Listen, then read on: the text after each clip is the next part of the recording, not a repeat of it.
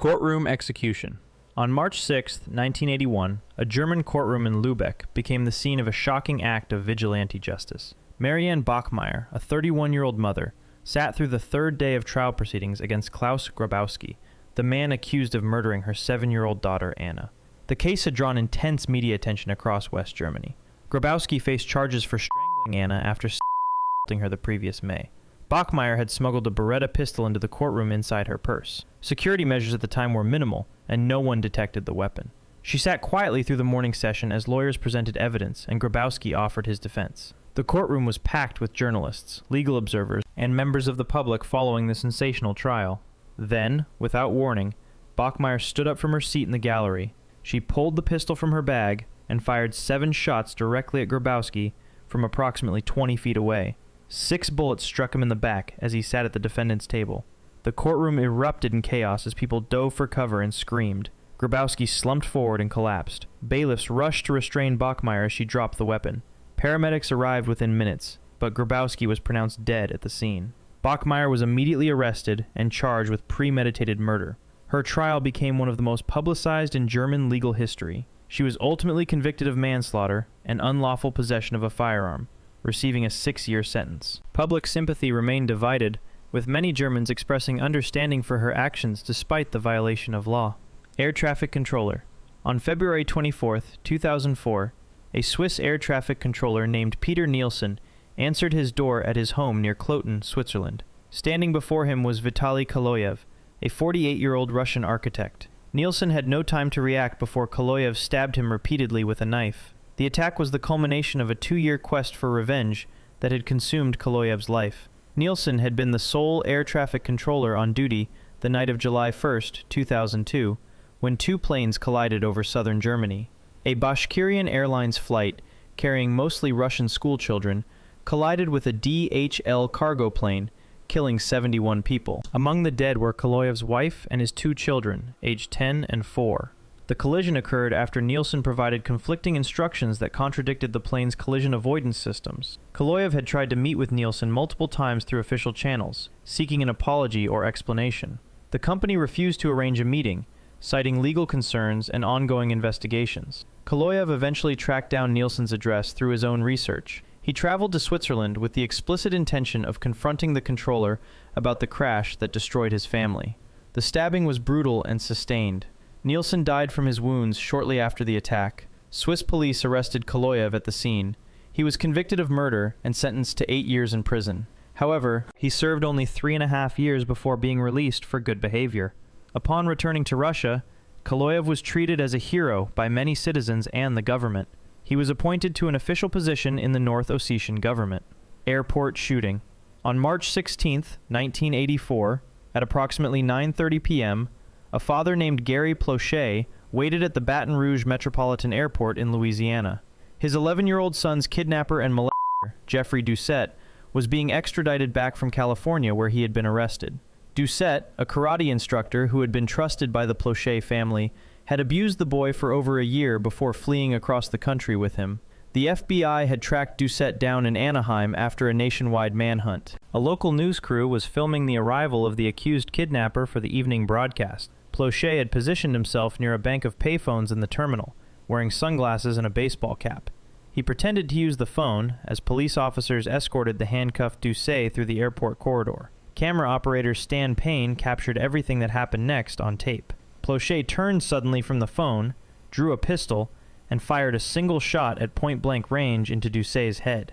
The bullet struck Doucette behind his right ear as he walked past. Doucette collapsed instantly, as officers tackled Plauché to the ground. The entire shooting was captured in shocking clarity on the news camera, with audio recording Plauché being subdued by police. Doucette died the next day from his injuries at Our Lady of the Lake Regional Medical Center.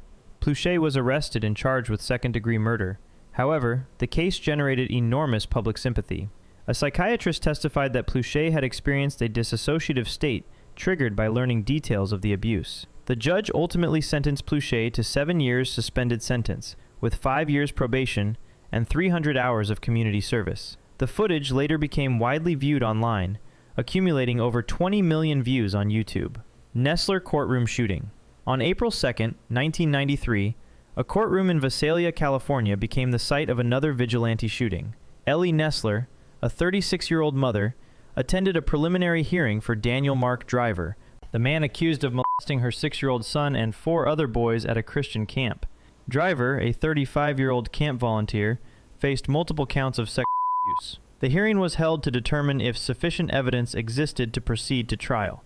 Nesler had brought a pistol into the courtroom concealed in her purse. Security protocols failed to detect the weapon during entry. She sat through testimony as witnesses described the abuse that had occurred at the camp the previous summer. Driver sat at the defense table with his attorneys as the proceedings continued.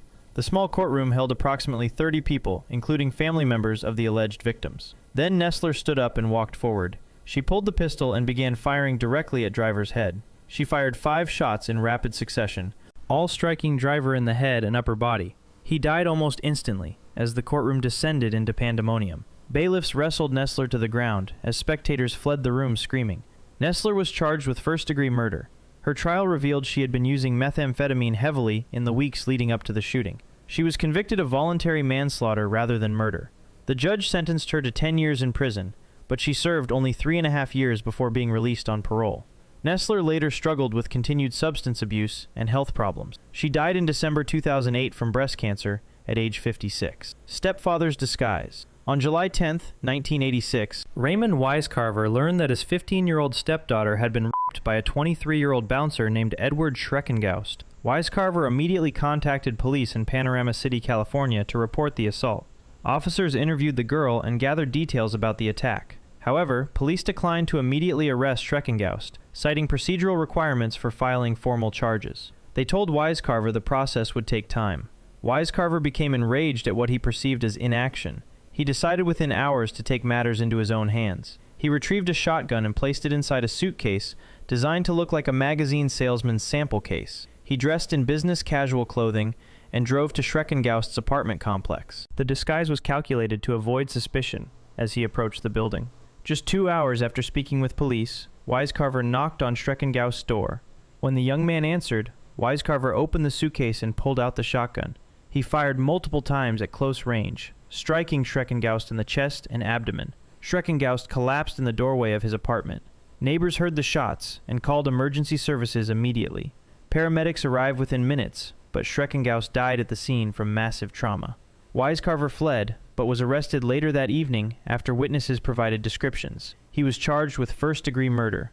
However, the jury convicted him of voluntary manslaughter instead, acknowledging the emotional circumstances. The judge sentenced Wisecarver to 8 years in state prison for the shooting. Before we continue, if you find this informative, I cover stories like these regularly. Consider subscribing if you'd like to see more. Now back to the video.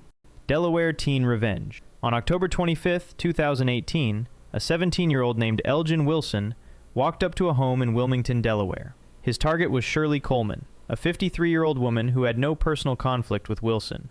Her only connection to him was through her son, who had killed Wilson's brother Jameer Harris in an earlier street violence incident. Wilson sought revenge for his brother's death by targeting an innocent family member.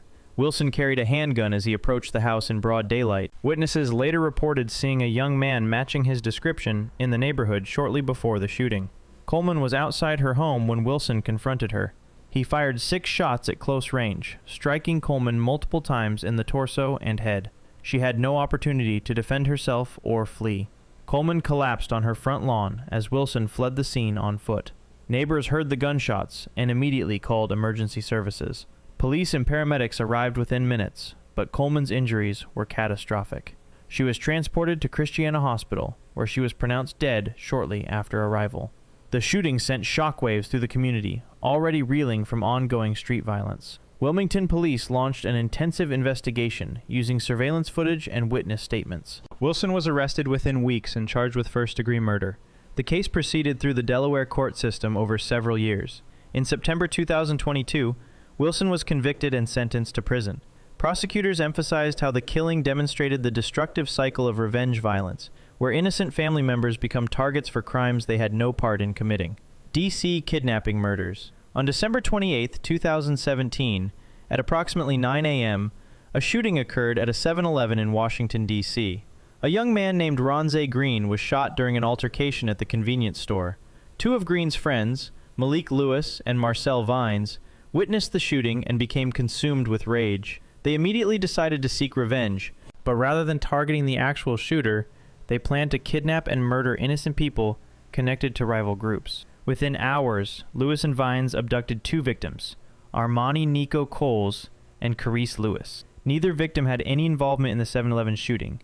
They were targeted solely because of perceived associations with people Lewis and Vines blamed for their friend's injury. The kidnapping occurred in broad daylight from a location in Washington, D.C. The victims were forced into a vehicle and driven to a remote area in Maryland. The violence that followed was brutal and methodical. Lewis and Vines shot their captives multiple times. Armani Coles was shot more than 12 times. After the murders, the perpetrators attempted to destroy evidence by setting fire to a vehicle containing one of the bodies. The burned car was discovered later that day, leading police to launch a major investigation across D.C. and Maryland jurisdictions. Detectives used surveillance footage, cell phone records, and witness statements to identify Lewis and Vines as suspects. Both men were arrested and charged with kidnapping and double murder. The case proceeded through federal court due to the interstate nature of the crimes. On March 6, 2025, both Lewis and Vines were sentenced to life in prison plus 60 years for the revenge murders that claimed 2 innocent lives. Missing victim case. On January 13, 2019, 16-year-old Aranda Briones disappeared from Moreno Valley, California. Her disappearance was the culmination of an 11-month grudge held by 18-year-old Owen Skylar Shover. Nearly a year earlier, Briones had reported Shover to school administrators for bringing a gun to their high school campus. Shover had been arrested and expelled, and he blamed Briones for destroying his reputation and future prospects. Shover maintained contact with Briones through social media despite the previous incident. On the day she vanished, he lured her to meet him under false pretenses. Investigators later determined he drove her more than 50 miles away into the remote San Bernardino Mountains. What happened there ended with Briones' death, but Shover concealed her body so thoroughly that it has never been recovered despite extensive searches. The investigation into Briones' disappearance quickly focused on Shover due to digital evidence. Text messages showed he had researched methods of concealment and had purchased supplies including shovels and lighter fluid in the days before her disappearance. Cell phone tower data placed him in the mountain area during the critical time frame. Additional forensic evidence found in his vehicle linked him to the crime. Shover was arrested and charged with first-degree murder despite the absence of a body. The prosecution built their case entirely on circumstantial and digital evidence. In August 2024, after years of legal proceedings, Shover was convicted of murdering Aranda Briones. The jury found the evidence of premeditation and planning overwhelming. He was sentenced to life in prison without the possibility of parole for the revenge killing motivated by a year-old grudge over a school report. If you found value in this, a subscription helps me continue researching these stories. Thanks for watching.